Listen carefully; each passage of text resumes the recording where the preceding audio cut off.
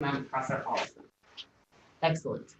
Okay, what is accounting profit? Total revenue minus explicit costs. Total revenue minus only the explicit costs. What is normal profit?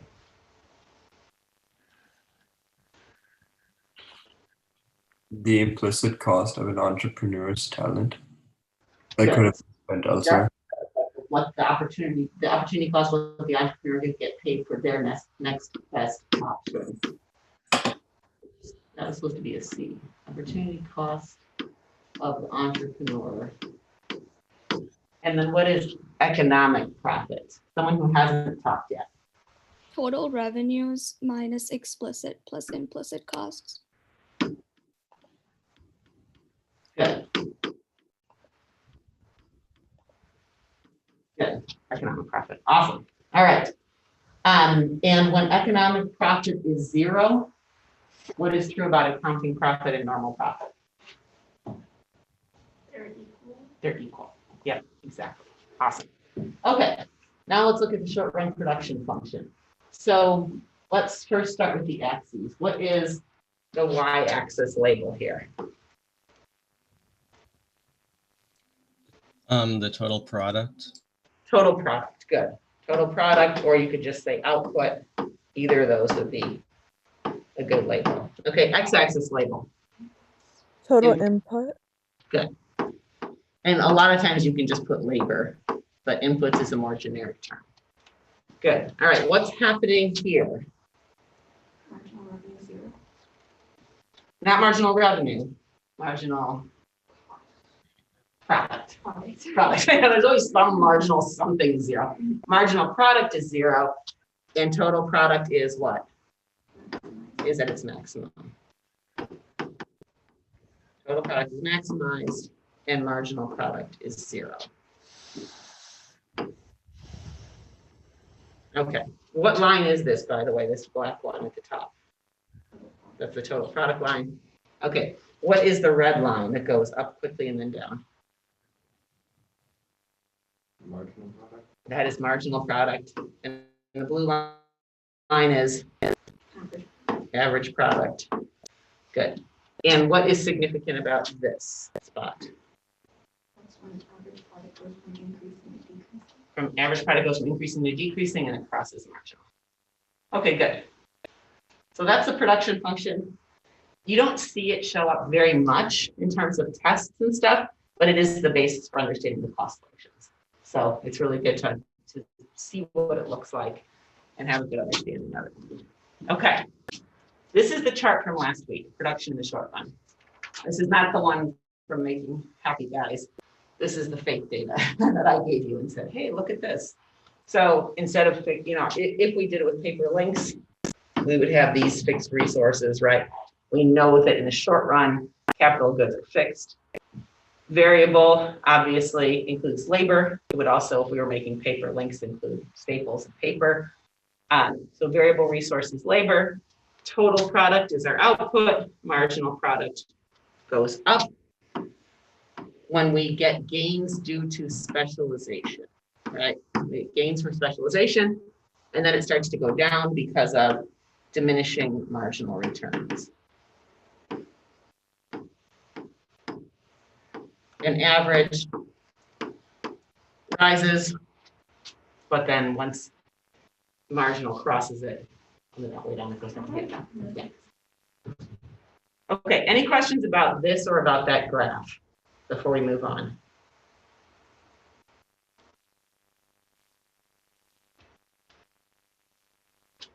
Okay, so what we're going to do is we're going to take the data that we had, and I apologize for the bizarre headings on this table. I swear, every time I open it, it's worse. I don't know what happened with variable resource. Every time I open it, it looks worse.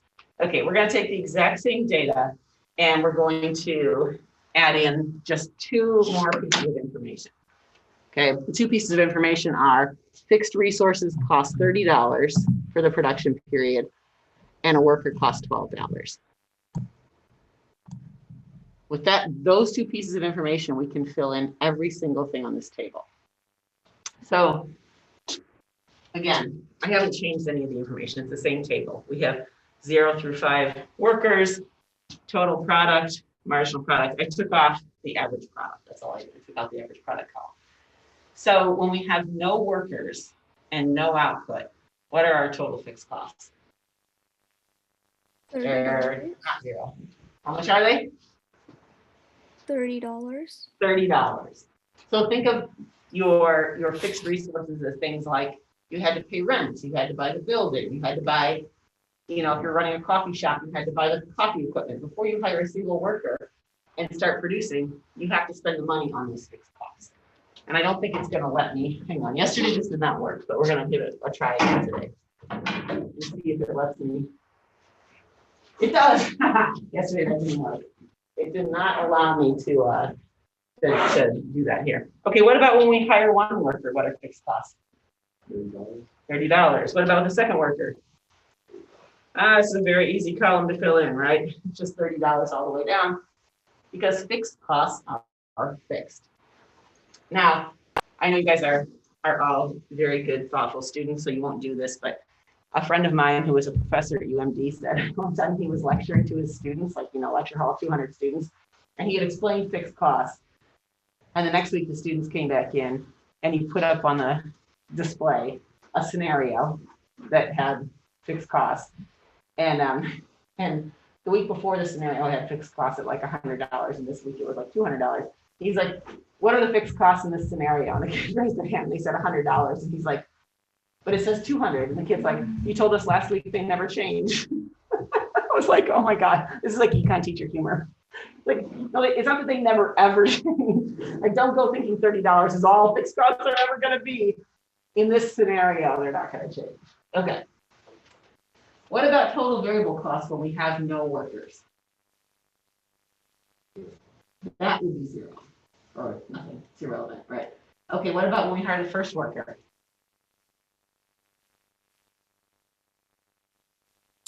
12.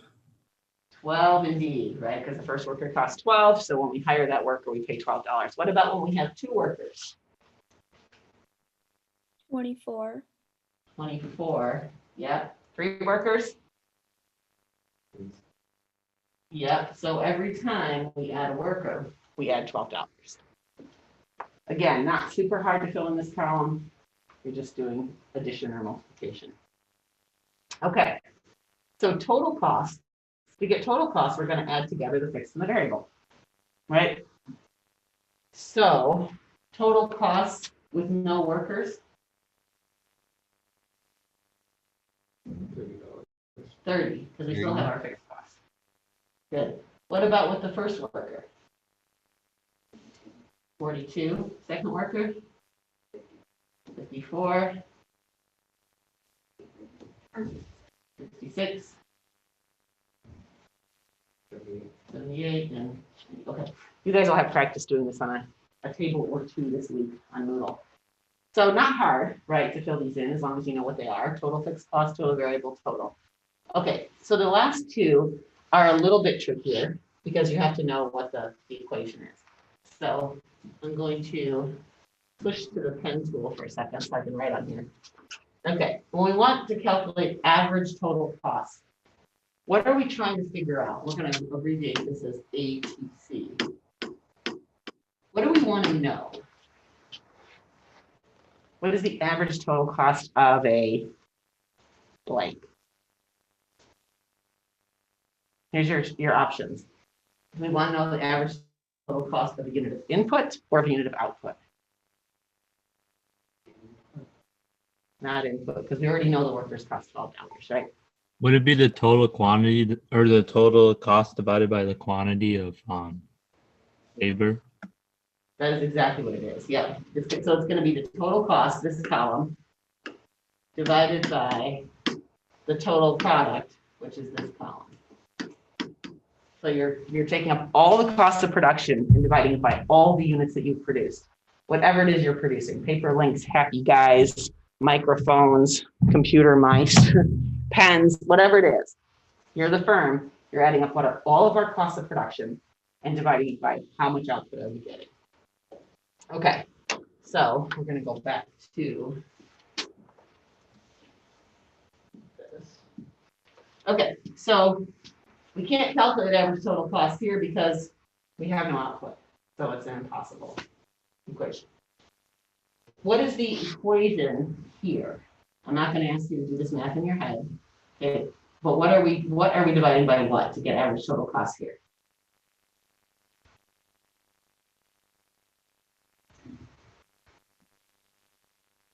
Total costs are 42, total output is 5, so it's just 42 divided by 5, yep. Okay, and here it's next one with two workers, it's 54 divided by what? 11, so don't be fooled and go over to the 6, right? You're dividing by total product, so it's 54 divided by 11. The next one?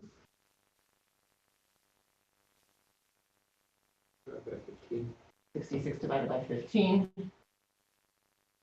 78 by 18, and 90 by 20. Okay, so that's average total cost. And look what happens to average total cost. They fall, but then at the end they started to rise again.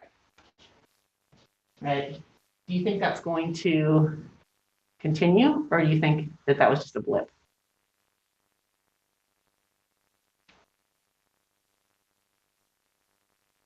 Think they're going to keep rising? Yeah. Yeah. Yeah, they are going to keep rising because our total product isn't growing by as much as our costs are. Our total product has slowed down, remember, in growing, but our costs, every time we add a worker, 12 bucks, every time we add a worker, 12 bucks. Okay, last column is marginal cost. And this is what economists really want to know. It's what economists spend their day talking about. It's not average total cost or anything else, it's marginal cost. So marginal cost is the cost of, it's always one more, right? That's what marginal is, the cost of one more what?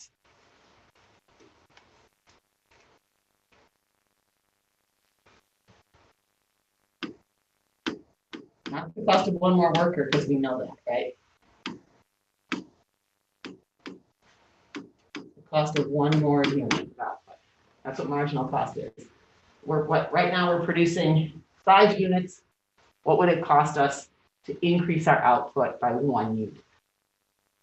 So the formula for marginal cost is going to be the change in total cost. How much will our costs go up by? Divided by the change in total product. Right? So average total cost divided by total product. Marginal cost is the change in cost divided by the change in output when we use additional variable resources. So marginal is what we care about because we assume that firms make decisions at the margin. And when they're deciding, should we increase production? What they want to know is, how much are we going to earn from selling one more unit and how much is it going to cost us to produce it? Okay, we'll get to that whole story next week. Okay, so marginal costs, again, we can't do them here because we have no marginal product. Oh, by the way, change in total product, the denominator here, is the same as marginal product. We already have a column that's the denominator for the marginal cost. So the numerator each time is going to be the change in total cost. Okay, by the way, the change in total cost every time is exactly the same as the change in variable cost every time. So it doesn't matter which one we use. We could put variable costs in, but we're not going to. Okay, so marginal cost, when we hire the first worker, when we go from 0 units of output to our first unit of output, what is the marginal cost of the first unit of output? Our change in cost is how much? 12. 12. And our change in output is 5. So it's 12 divided by 5. When we have 5 units of output and we want to know what would it cost to produce just one more unit, right? What if there's enough demand we could sell one more, right? What's going to be the marginal cost of producing one more?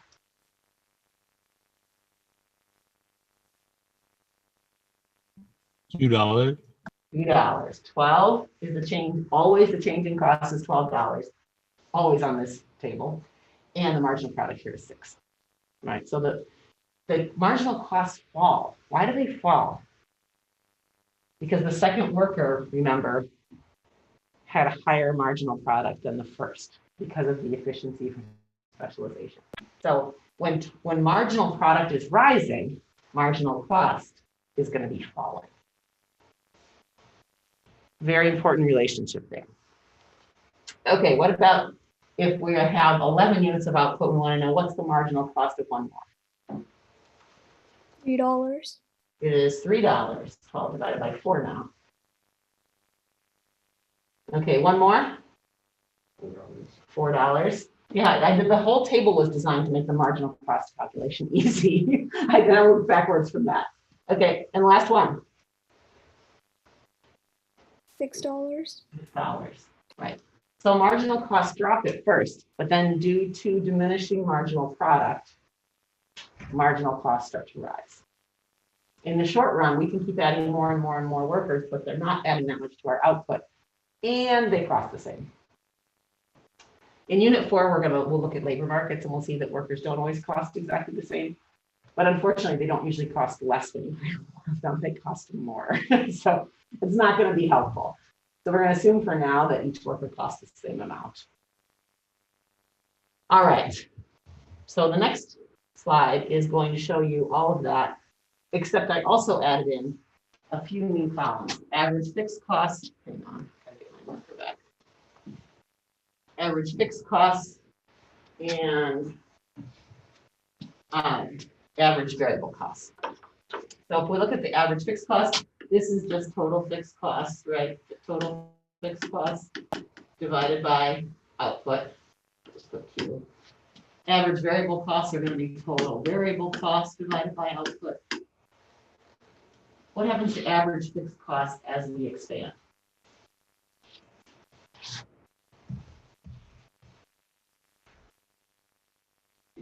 They just decrease because fixed costs stay the same. More and more units of output, right? It's just going to go down.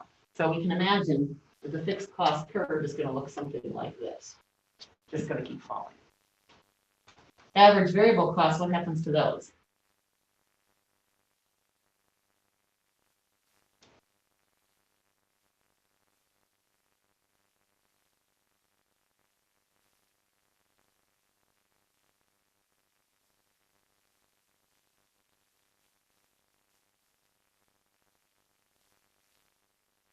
What happens to average variable costs as we increase output? As we specialize, they decrease at first and before increasing. Yep, they decrease and they increase. So average variable costs are going to look something like that. And we already know average total costs, something like that. Okay, marginal costs fall quickly and then rise. So marginal costs are going to look something like that. What's interesting is marginal cost looks like a Nike swoosh, right? Marginal product looks like that. They're like a mirror image of each other. When marginal product is rising, marginal costs are falling. That's when we've achieved efficiency. Diminishing marginal returns set in, marginal product falls, marginal cost rises. Okay, so here's what the cost curves look like for an individual firm. I drew these once on my computer, and then I've used the same ones ever since. They're not perfect. All right, but let's look at what's on this graph, and then I'll show you the flaw. First of all, y-axis is going to be price or costs. It's fine just to put P like you do for supply and demand. P is fine. On the bottom, total product, or you can just put Q. So you can use your old familiar supply and demand axes, P and Q. Totally fine. Just don't call it like price level and real GDP or anything from macro, just price and quantity. All right, so the marginal cost curve is, as we said, it's going to look like a Nike swoosh. It's going to fall, right? And then as soon as diminishing returns set in, it's going to rise, and it's just going to continue to rise. You will occasionally see it as just, sometimes you'll see it as just like a line like that, like with no hook at the end. It's fine. It's normally, I always draw it with like a little swoosh at the end, but it doesn't really matter. Okay, that's that. I really want that on there. Not nearly as convenient as the actual snowboard.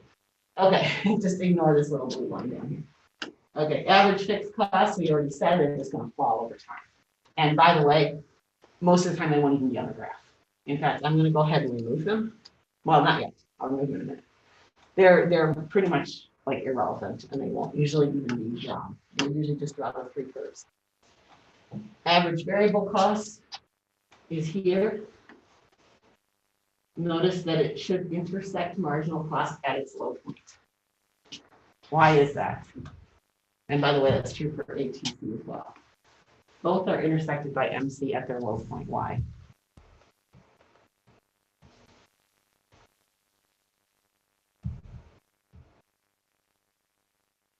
Think back to what I talked about last week, why marginal product intersects average product at its high point. So why does marginal cost intersect these at their low point?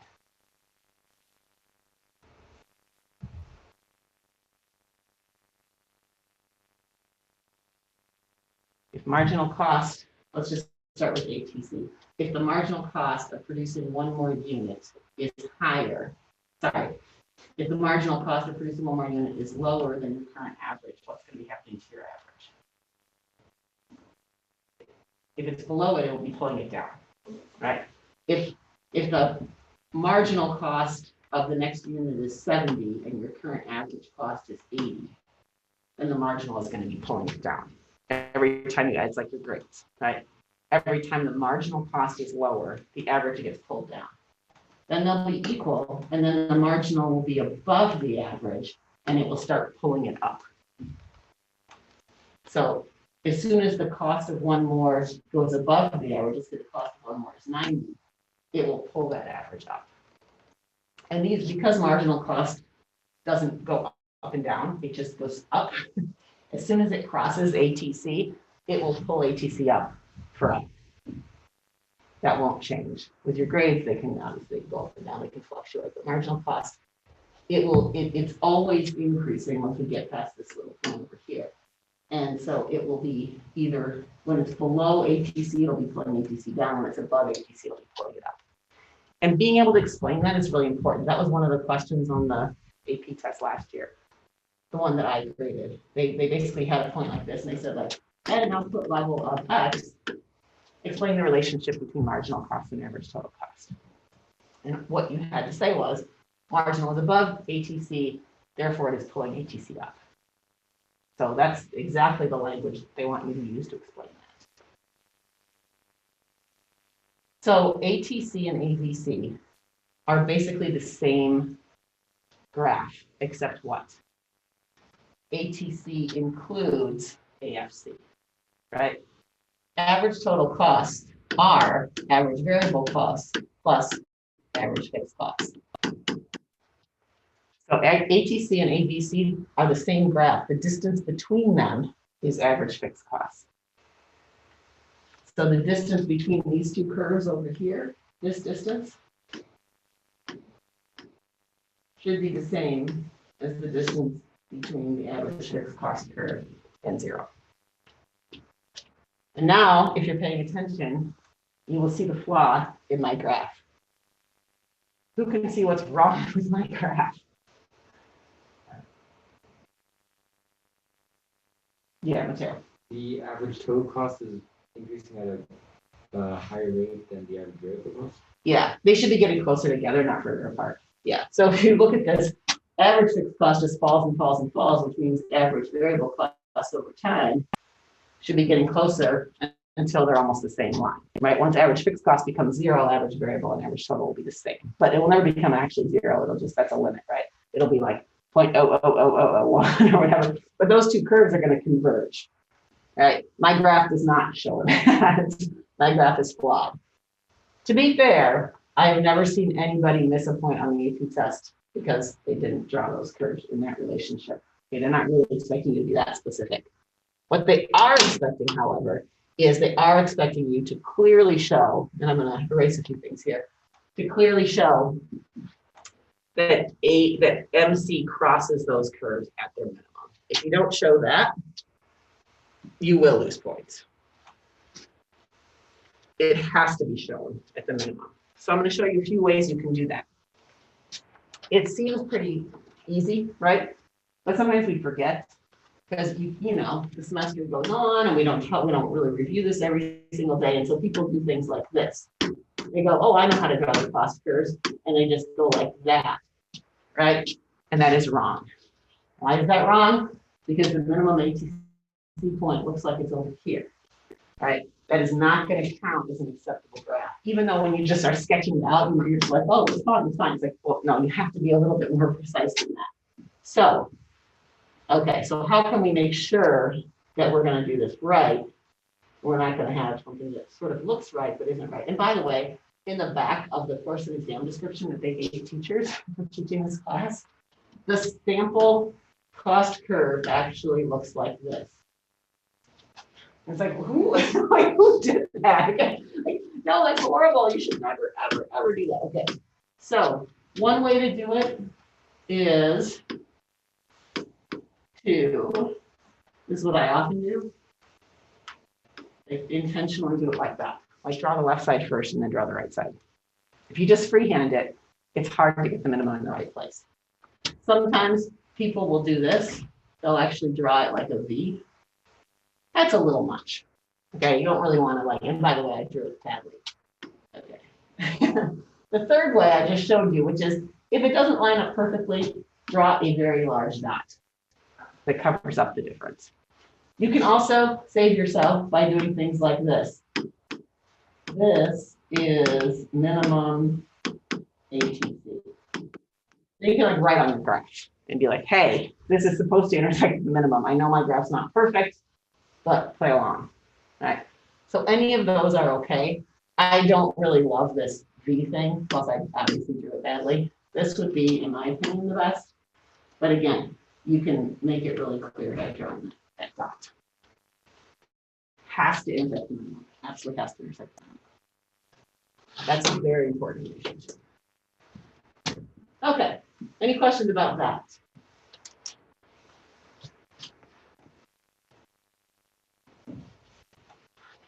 Okay, the next graph is just the same. It's just a cleaner little page that says MC crosses both at their lowest points, and AFC is the distance between the two.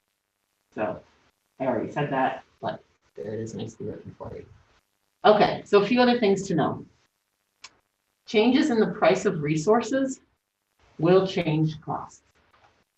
Right? If the price of a resource changes, obviously, the costs change, and therefore the cost curves change. So if you have an increase in fixed costs, like let's say the rent on the building goes up, your irrelevant AFC curve would shift up. Right? And you always want to show them shifting up, you know, like parallel. Okay. So that the rent goes up and the ATC goes up. Still going to intersect MC at a minimum. I didn't draw that very perfectly, but MC and ABC will be unchanged because fixed costs don't affect variable costs. So there will be no change in average variable. You can imagine back to our scenario. If that $30 became 40, we could redo the whole table. The value of variable cost would still be $12 at each unit, and marginal cost would still be $12 divided by output at each unit. It would make no difference whatsoever that 30 changed to 50. So this is going to become important because sometimes you're going to be given a situation where fixed costs change, or you might be told, remember what I said a couple of weeks ago, let's say we have a lump sum tax. In other words, a fee. Every farm has to pay $500 to the government. That's going to increase fixed costs in total, but it's not going to affect these two. Sorry, it is going to affect that one. It's not going to affect these two. Marginal or average variable. So a lump sum tax or a lump sum subsidy will have no impact on ABC or MC. And since everything is tied to MC, they really have very little impact at all. Okay, an increase in variable costs, on the other hand, and I'm going to have to erase, so I can do that one. An increase in variable costs won't change fixed costs, but it will change everything else. So a per unit tax or a per unit subsidy, which is based on variable cost, is going to be a much bigger deal in a market than a lump sum one. So if we have a per unit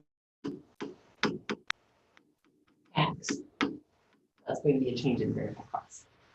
And when variable costs change, then the average variable cost curve, actually, I should probably will. I'll do this. Marginal cost will go up. Sorry, that was too bad. Line. And average total cost will go up. They'll all shift upward. If you have an increase in the cost of labor, everything shifts up. If you have a decrease in the cost of labor, everything shifts down. Except average fixed costs, which really we don't care about. Normally, when we draw this graph, as we will in the next 2 weeks for perfect competition, you're going to basically be drawing MC, ATC, and ABC. There is no absolute distance between those two. You just draw it so you can see it.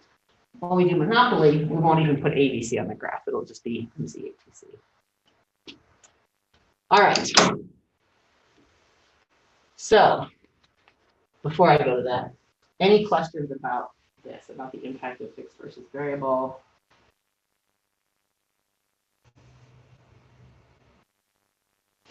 Right now, what I'm doing is I'm giving you a lot of little puzzle pieces, and then next 2 weeks, we're going to start putting them together so we can actually do something with them. Can't really do a lot with it this week.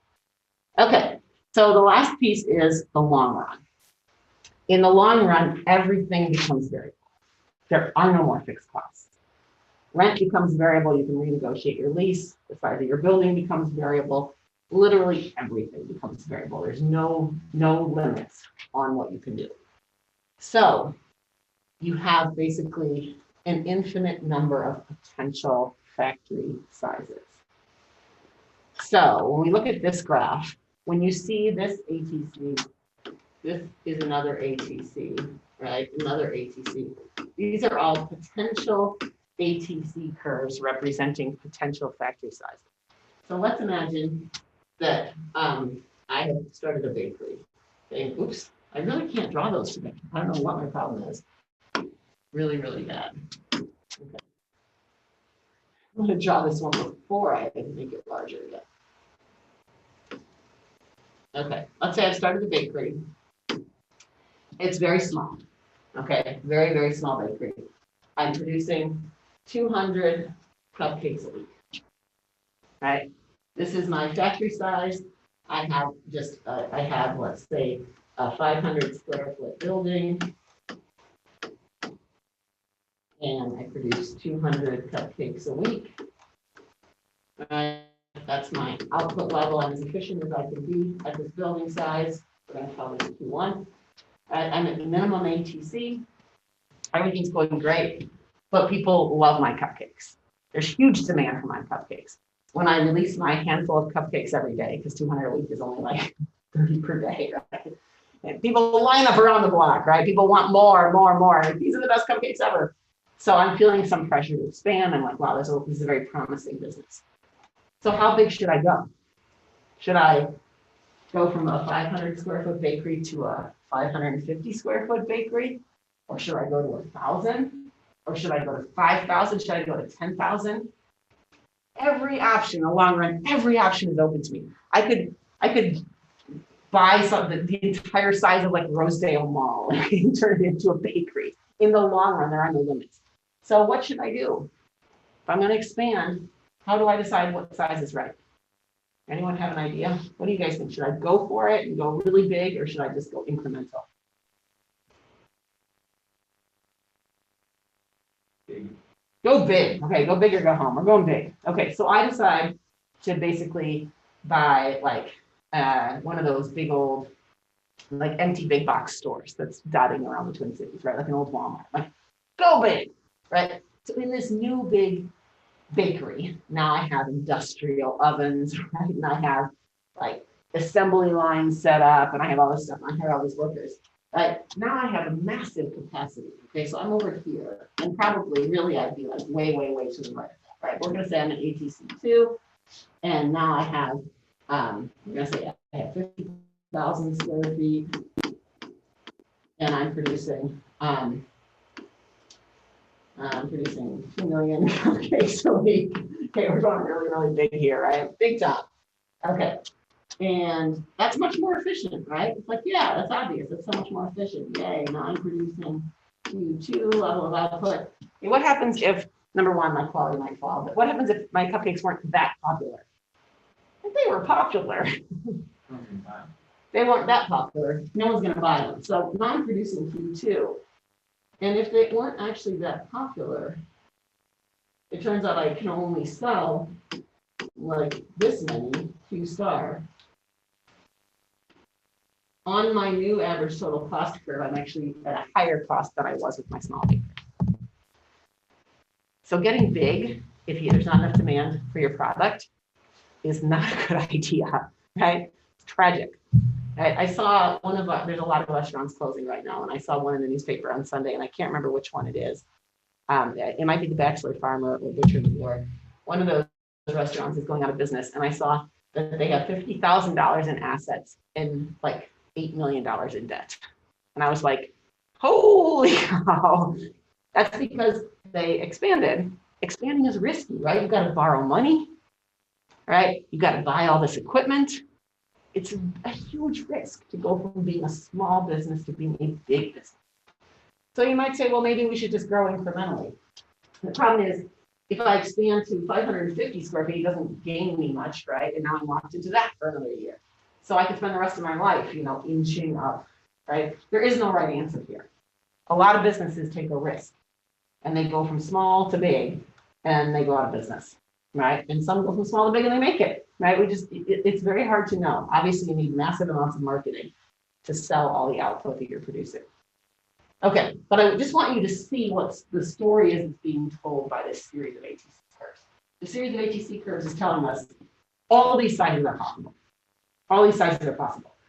You want to be at the right size, right, where you can minimize costs for the amount of output that you're actually selling. But it's hard, you're kind of guessing. Okay, so back to what it says on the right. Each ATC curve is a different short-run cost curve based on a different capacity. Initially, the firm achieves what we call economies of scale, which means as we get bigger, we get more efficient. As we get bigger, the ATC is falling. That's what economies of scale mean. As we are bigger, our minimum ATC is lower. Bigger means the minimum ATC is falling. This is different from the gains from specialization in the short run, because there is no end necessarily to it, right? When you have specialization in the short run, you know it's going to end. There's going to be diminishing marginal product. In the long run, this diminishing could go on for a very long time. Okay, so what would diseconomies of scale look like? They would look like the ATC going back up, right, in the long run. So this graph shows you one option for what long-run ATC could look like. We could see, and by the way, I don't know why each one of these, this really should just be cost right here, or price. And each point on this curve represents basically an ATC curve, right? Each point on that curve represents a potential. And we draw it as a smooth curve because there are literally an infinite number of possible ATCs. We don't need to draw a series of them because they're really going to be like this. Right? There's going to be like no space in between them because there's every factory size is possible. Okay, economies of scale means as output increases, the ATC, each point here is a potential ATC is falling. When we reach this point, we have reached what's called minimum efficient scale. That means that's the smallest you can be and be efficient in the long run. Okay, minimum efficient scale means that's how you have to be this size. So you have to be at, say, 2x. You have to be at that size to achieve all the gains of efficiency. But you can see in this range, we have constant returns to scale. We can get bigger. We're not getting more efficient, but we're also not getting less efficient. So that's what, if there are constant returns to scale, it means relatively small firms can survive and so can relatively large firms. They can both compete. It's kind of like the soft drink industry, right? We got giants like Coke and Pepsi, but we also have small ones like Whistler, and they can compete because you can achieve return pretty efficient scale pretty quickly. You can't do it in your basement, but you don't need to be Coca-Cola to be efficient at producing soft drinks. Okay, and then diseconomies of scale. As we keep getting bigger, we start to become less and less efficient. Our minimum HTC level goes up. So this is not the same thing as diminishing marginal returns. Diminishing marginal returns are a short-run phenomenon, and diseconomies of scale are a long-run phenomenon. They're not caused by the constraint of fixed capital. So what does cause that? What causes a firm to become inefficient when it gets too big? Mostly it's considered problems in communication and coordination.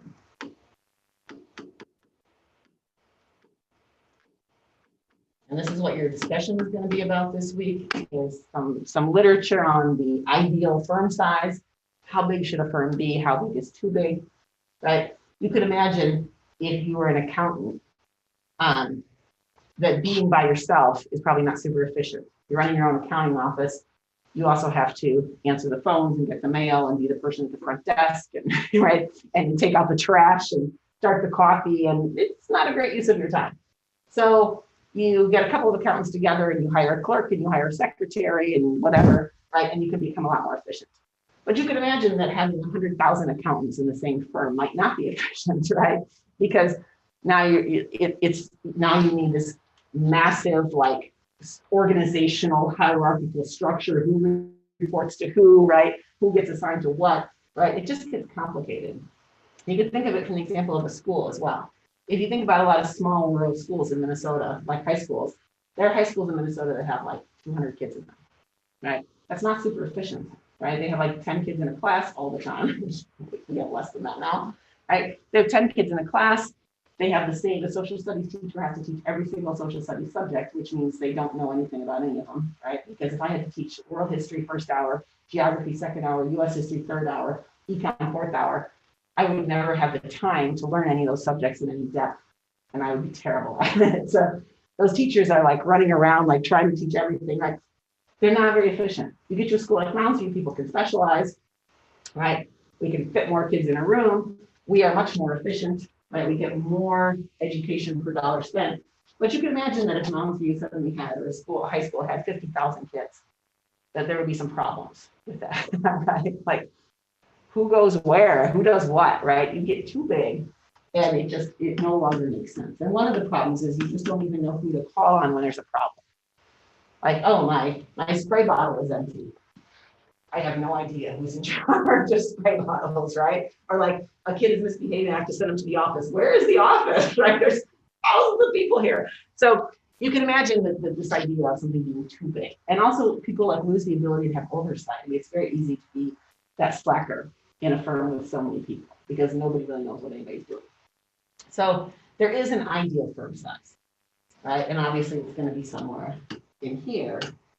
And it's probably going to be different for different kinds of firms. I mean, like Google can be bigger than a bakery, most likely, because of the kind of work they do. All right, that is everything. I told you we'd be done by about 8:15 today, and it's only a little after 8:15. So does anyone have any questions about this? We're going to take this. I really want to make sure you have a solid understanding of last week and this week, because next week we're going to jump into actually starting to do some analysis. And we're going to talk about the different types of market structures. And next week, on Tuesday, we're going to have Mr. Martin here observing me. So those of you at home, I'm not going to call anymore. Mr. Martin, Greg Martin, he's the assistant principal. I'm on cycle to be evaluating. Another problem that happens when you get too big. There was a time, 15 years at Mounds View, when like nobody ever got observed. Like they just lost track of it. Like there was absolutely no, they're actually doing a better job of that now. But it was funny, from like 2000 to 2015, I was never observed by the administrator, not even once. Diseconomies of scale. All right, let me know if you guys have any questions. I'll stick around for a minute.